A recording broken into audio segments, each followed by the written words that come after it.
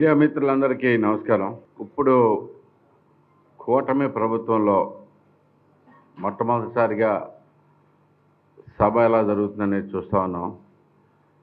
ఎంతో చక్కగా సఖ్యతతోటి ప్రతి ప్రశ్నకి దీర్ఘంగా స్పష్టంగా ఈ చర్చలు అయితే కనుక పూర్తిగా జరుగుతూ ఉన్నాయి. సో ఇలాంటి పరిస్థితుల్లోనే నేను ఇప్పుడు ప్రధానంగా వచ్చిన విషయం ఏంటంటే, ఈ కూటమి ప్రభుత్వం ఎలా పనిచేస్తుంది అనటానికి అతి పెద్ద నిదర్శనం మా గుడివాడ నియోజకవర్గం కింద ఉంది. గత 20 ఏళ్ళుగా నరకం చూసాం. దారుణమైన పరిస్థితులు ఉన్నాయి. ఏంటి, ఈ ప్రజా సమస్యల మీద అస్సలు కొంచెం కూడా దృష్టి పెట్టకుండా తాజా మాజీ పేరు చెప్తే ఒక్క గుడివాడే కాదు, రాష్ట్రం మొత్తం గుండెలు మండుతాయి. సో పేరు మాత్రం వాడకుండా చూస్తూ ఉన్నాం. సో అలాంటి వ్యక్తి పరిపాలించి ఎంత నాశనం చేశాడో గుడివాడిని అనేది తెలుస్తూ ఉంది. ఎన్నో స్కామ్లు బయటకు వస్తూ ఉన్నాయి. రకరకాల స్కామ్లే కాకుండా అసలు ప్రజలు ఎలాంటి పరిస్థితుల్లో ఉన్నారు అని చెప్పుకున్నాను. నేను ఎలక్షన్ టైంలో తిరిగిన ప్రతిసారి నేను వీడియోస్ చేసుకుంటూ అందరికీ చూపిస్తూ ఉన్నా. మంచినీళ్ళు గుడివాడ నియోజకవర్గంలో తాగునీరు పరిస్థితి ఎలా ఉంది అంటే దుర్మార్గంగా ఉంది. ఎందుకంటే ఫిల్టర్లన్నీ పాడైపోయి చాలా సంవత్సరాలుగా ఫిల్టర్ బెడ్లు అనేవి మార్చకుండా గ్రామాల్లో మొత్తం డైరెక్ట్గా చెరువులోంచి నీళ్లు పైకెక్కిచ్చేసి అందరికీ పంపించేస్తున్న పరిస్థితి. ఇప్పుడు చూసారో మీరు, ఇంతకుముందు కూడా చూసే ఉంటారు. ఇక్కడ చూస్తే అర్థమవుతుంది మీకు ఎంత దారుణంగా ఉంటాయో వాటర్. ఈ వాటరు అంటే మరి అక్కడి నుంచి చూస్తే తెల్లగా కనపడుతున్నట్టు ఉన్నాయి, కానీ గ్రీన్గా ఉంటాయి. గుడివాడలో నేను అప్పుడు ఎలక్షన్ మొత్తం చెప్పా, గుడివాడలో ఏ ఊరు వెళ్ళినా కానీ కన్సిస్టెంట్గా ఉండేది ఒకటే, తాగునీరు గ్రీన్గా వస్తాయి. ఎందుకు అంటే చెరువు నుంచి డైరెక్ట్గా ఫిల్టర్ బెడ్లు వాడకుండా పంపించేసే పరిస్థితి ఉండదు. సో ఇదే పరిస్థితిని మనకి ఎలక్షన్స్ అయిపోయిన తర్వాత పల్లె పండుగ సందర్భంగా పవన్ కళ్యాణ్ గారికి దృష్టికి తీసుకెళ్ళాను. అక్కడ స్టేజ్ మీదే ఈ వాటర్ బాటిలే చూపించా. సార్, ఇది మా పరిస్థితి. ఆల్మోస్ట్ అన్ని గ్రామాల్లోనూ ఇదే పరిస్థితి ఉంది సార్. మీరు ఒక్కసారి చూడాలంటే ఆయన వెంటనే స్పందించారు. అక్కడికక్కడే అదే స్పాట్లో స్పందించి, నేను గుడివాడ వెళ్ళేలోపు ఆదేశాలు వచ్చేసినాయి, వాటర్ టెస్టింగ్ చేయించమని, అన్ని చోట్ల అన్ని గ్రామాల్లోనూ వాటర్ టెస్టింగ్ చేయించమని, వెంటనే దీనికి తగిన చర్యలు వెంటనే తీసుకోమని చెప్పేసి ఆ టెస్ట్ రిజల్ట్స్ రావటం జరిగింది. టెస్ట్ రిజల్ట్స్ చూసి జనాలు అవాక్కయ్యారు. ఆయన ఇంకా తీవ్రంగా అప్సెట్ అయ్యారు. వెంటనే ఫిల్టర్ బెడ్లన్నీ మార్పించడానికి మాకు 43 గ్రామాల్లో ఒకేసారి ఫిల్టర్ బెడ్లు మార్చేయడానికి ఫండ్ శాంక్షన్ చేశారు. దాని పరిస్థితి చూసుకుంటే ఇది ఫర్ ఎగ్జాంపుల్ వలివర్తిపాడు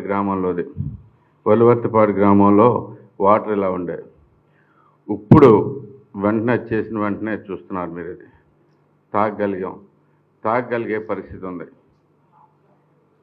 ఓకే, ఎందుకంటే ఈ వాటర్ డైరెక్ట్గా ఇలాంటి వాటర్ వాడాల్సిన పరిస్థితులు నిజంగా అంటే ప్రజలంతా ఎంత ఇబ్బంది పడ్డారు అంటే, ఈ నీళ్లు కనీసం ఇదే నీళ్లు మంచినీళ్ళు ఎవరు తాగలేరు గ్యారంటీగా 100%. కానీ అట్లీస్ట్ స్నానం చేయడానికి ఏ వాడాలి?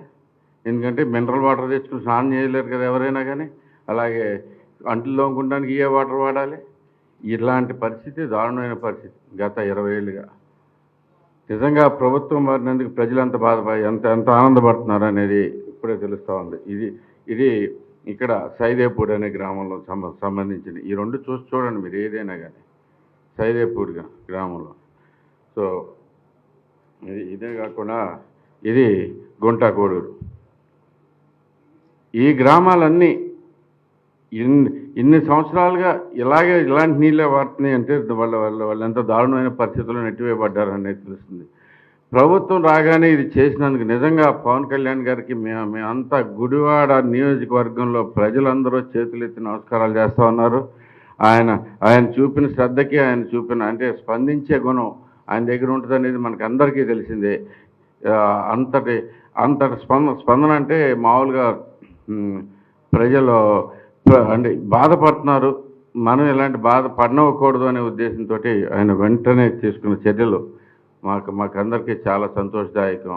ఆయనకి మరొకసారి చేతులెత్తి నమస్కారాలు చేసుకుంటూ, అలాగే ప్రభుత్వం మన ఈ ప్రభుత్వం మొత్తం ఒకటిగా, కూటమి ప్రభుత్వం ఒకటిగా నడుస్తుంది.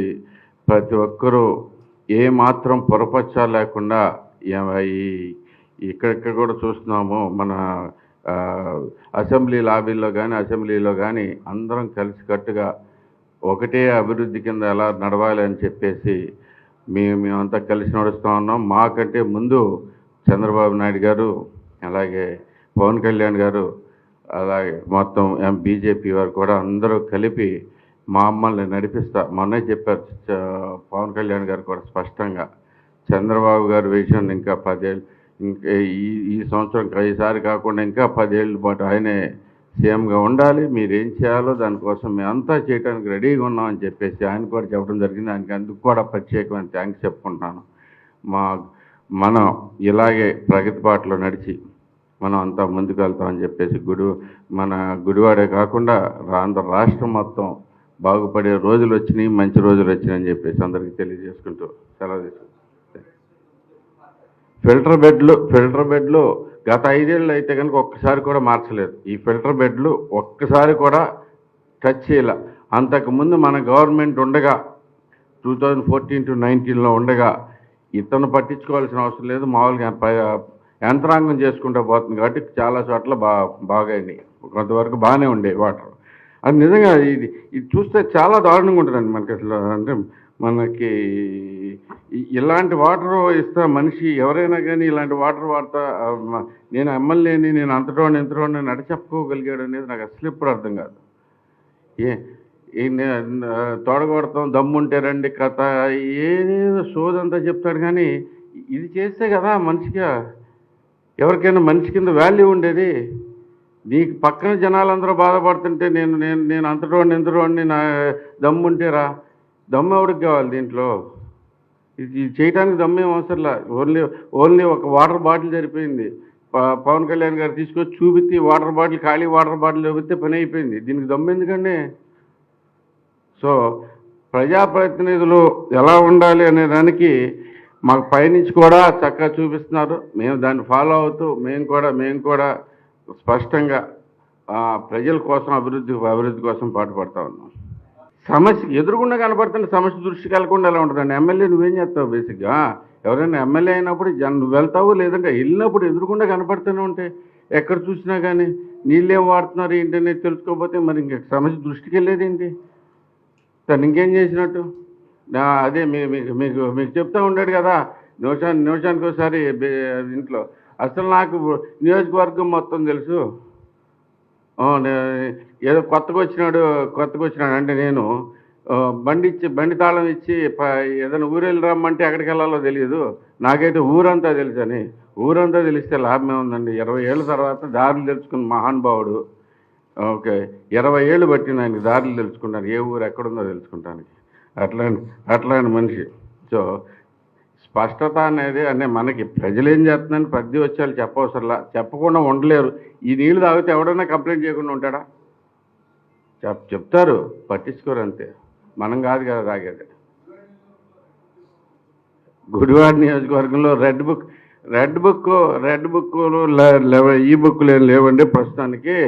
మనకు కావాల్సింది ఏదైనా కానీ అయితే గుడివాడలో చాలా అరాచకాలు అయితే జరిగినాయి, అన్నీ బయటకు వస్తున్నాయి, మీకు అందరికి కూడా తెలిసిందే. ఈ మధ్య కాలంలోనే అదే మన గవర్నమెంట్, తెలుగుదేశం పార్టీ గవర్నమెంట్ వచ్చిన వెంటనే ఒక 7 ఎకరాల భూమిని ఆక్రమణలో ఉన్న భూమిని తొలగించాం. అలాగే ఈవెన్ ఆ కన్వెన్షన్ ఒకటి ఉంది. ఆ కన్వెన్షన్లో కూడా ఇక్కడ గుడివాడలో ప్రత్యేకమైన శ్రద్ధతోటి కొన్ని పనులు చేశారు. ఏంటంటే ఎవరైనా కానీ వాళ్ళు ఒక ప్లాట్లు వేసేస్తారు, అమ్మేసిన తర్వాత ఆ మొత్తం ప్లాట్లన్నీ 22Aలో పెడతారు. ఇలా జరిగినాయి. అలాగే భీమేశ్వర ఆలయం అనే అతి పురాతనమైన ఆలయం ఉంది. ఆ ఆలయంలో అది వేణుగోపాల స్వామిని రెండింటి కలిపి దేవదాసి ల్యాండ్స్ ఉన్నాయి. ఆ ల్యాండ్స్ కూడా కబ్జా జరిగిన పరిస్థితి. అవన్నీ కూడా బయటకు తీస్తాం ప్రతి ఒక్కటి. మనం రియల్గా అన్నీ ఏదైనా కానీ బాబు గారు ఒకటే, తప్పు చేసిన వాళ్ళు ఎవరిని వదిలిపెట్టే పనే లేదనేది ఆయన ఉద్దేశం. ఆ ప్రకారం వెళ్తాం. Thank you.